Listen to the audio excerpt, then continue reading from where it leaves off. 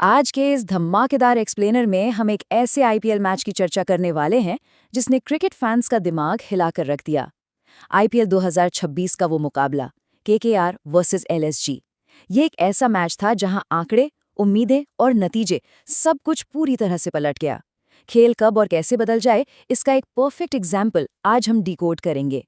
शुरुआत इसे एक माइंड ब्लोइंग नंबर से करते हैं। 97%, मतलब 97%। एक पॉइंट पर मैच में केकेआर के जीतने की विन प्रोबेबिलिटी एग्जैक्टली 97% थी। ऐसी स्थिति से कोई भी टीम कैसे हार सकती है, लेकिन केकेआर ने ये मैच गंवा दिया। 97% प्रोबेबिलिटी होने के बाद जीत हाथ से निकल जाना, सच में इस खेल में आखिरी गेंद तक कुछ भी तय नहीं होता। तो चलिए सबसे पहले बात करते हैं एलएसजी की इस असंभव सी जीत और मुकुल चौधरी के उदय के बारे में।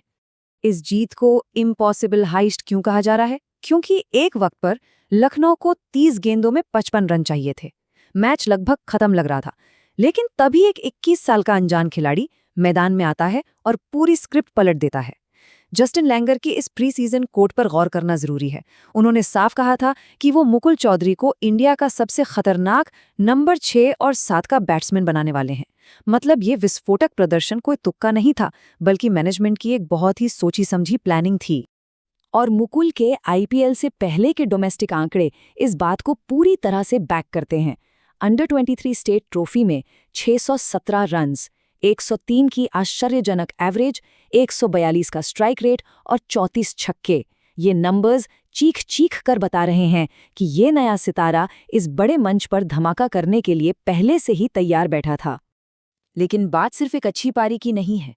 एक सक्सेसफुल आईपीएल रन चेज में डेथ ओवर्स के अंदर 50 से ज्यादा रन बनाने का ये कारनामा पिछले 13 सालों में किसी ने नहीं किया था। आखिरी बार किरोन पोलार्ड ने 2013 में हैदराबाद के खिलाफ ऐसा किया था, और अब सीधे मुकुल चौधरी ने।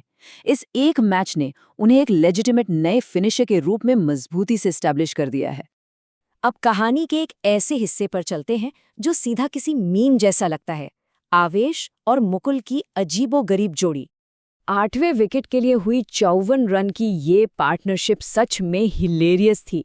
एक तरफ मुकुल चौधरी बॉलर्स की धज्जियां उड़ाते हुए 52 रन बनाते हैं, और दूसरी तरफ है आवेश खान, जिन्होंने 3 गेंदों का सामना किया और पूरा 1 रन बनाया। एक तरफ तबाही और दूसरी तरफ बिल्कुल शांति। इन दोनों का ये एक्सट्रीम कॉन्ट्रास्ट बहुत ही मजेदार है।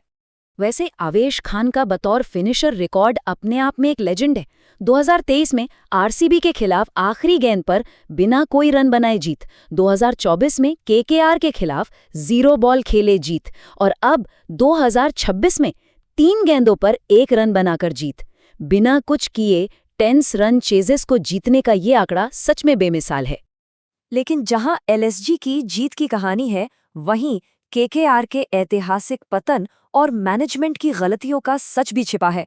चलिए देखते हैं। 181 रन बोर्ड पर थे, जो कि एक सॉलिड स्कोर था। फिर अचानक से उनकी बैटिंग बिखर गई। हार का सबसे बड़ा टर्निंग पॉइंट था 11वें से 15वें ओवर का ये सिलसिला। इन 5 ओवर्स के अंदर सिर्फ 17 सिंगल्स आए, 10 डॉट बॉल्स खेली गईं, 3 विकेट्स गिरे, और सबसे हैरान करने वाली बात, एक भी बाउंड्री नहीं आई। ये ब्रेकडाउन एक मास्टर क्लास है कि मोमेंटम कैसे खोया जाता है और जीता हुआ मैच कैसे फिसलने दिया जाता है। और इस कोलैप्स के बीच एक आंकड़ा जो सबसे ज्यादा चुभता है, वो है 133। ये स्ट्राइक रेट है 25 करोड़ के खिलाड़ी कैमरन ग्रीन का। 24 गेंदों में संघर्ष करते हुए सिर्फ 32 रन। जब इतने महंगे खिलाड़ी इस स्ट्राइक रेट से खेलते हैं, तो टीम के ओवरऑल टोटल पर इसका बहुत भारी और नकारात्मक असर पड़ता है। वाइस कैप्टन रिंकू सिंह की एवरेज पर नजर डालें तो 18, फिर 29 और अब 36 तक पहुंची है। थोड़ा सुधार जरूर दिखता है, लेकिन रियलिटी ये है कि पिछले 3 सालों में उनके बल्ले से एक भी 40 प्लस का बड़ा स्कोर नहीं निकला है। एक वाइस कैप्टन से ऐसी फॉर्म, ये केकेआर की इतनी भारी इन्वेस्टमेंट पर बहुत बड़े सवाल खड़े कर देता है। और कैप्टनसी का ये कंपैरिजन तो और भी ज्यादा शॉकिंग है। अजिंक्य रहाणे ने 18 मैचेस में कैप्टनसी की और सिर्फ 5 जीते, जबकि नीतीश राणा ने 14 मैचेस में 6 जीत दिलाई थी। इतने ग्लेरिंग नेगेटिव विन रिकॉर्ड के बावजूद मैनेजमेंट ने राणा की जगह राणे को क्यों चुना? ग्राउंड पर टीम का जो हाल हुआ, उसकी एक बड़ी वजह ऐसे अजीब डिसीजंस भी हैं। चलिए अब दो ऐसी फॉर्म का विश्लेषण करते हैं जो बिल्कुल विपरीत दिशा में है, शामी का कमाल और पंत का संघर्ष। 27 करोड़ के खिलाड़ी ऋषभ पंत का दुख भरा आंकड़ा ध्यान आकर्षित करता है। 10 गेंदों पर सिर्फ 9 रन। पर सबसे बुरी बात ये नहीं थी, उन्हें उस खिलाड़ी ने आउट किया जिसे प्रॉपरली आईपीएल में बॉलिंग करनी ही नहीं चाहिए थी। कैमरन ग्रीन अपने पहले ही ओवर में एक नॉन बॉलर के हाथों आउट होना ये साफ बताता है कि पंत की किस्मत और फॉर्म दोनों थोड़ा रूठ चुके हैं। वहीं दूसरी तरफ मोहम्मद शमी के डोमेस्टिक आंकड़े भी गौर करने लायक हैं। रणजी ट्रॉफी में 37 विकेट्स, विजय हजारे में 15 और सईद मुश्ताक अली में 16 विकेट्स। ये नंबर्स चीख चीख कर बता रहे थे कि शमी इस आईपीएल सीजन में पूरी तरह से डोमिनेंस के लिए तैयार थे। और उनका वो बेहतरीन फॉर्म इस नतीजे में बदला। 4.81 यानी 4.81 की आश्चर्यजनक इकोनॉमी रेट, 11 ओवर्स के स्पेल में 38 डॉट बॉल्स। आज के इस टी20 दौर में जहां रन्स आसानी से बनते हैं, वहां इस इकोनॉमी से बॉलिंग करना किसी चमत्कार से कम नहीं है। ये परफॉर्मेंस बिल्कुल गारंटी करती है कि उनकी नेशनल स्क्वाड में वापसी तुरंत होनी चाहिए। अब इस टूर्नामेंट के अगले सबसे बड़े महामुकाबले की तरफ बढ़ते हैं।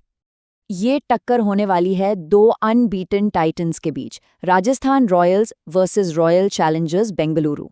ये मैच इसलिए भी धांसू होने वाला है क्योंकि जॉश हेजलवुड की वापसी होने की पूरी उम्मीद है।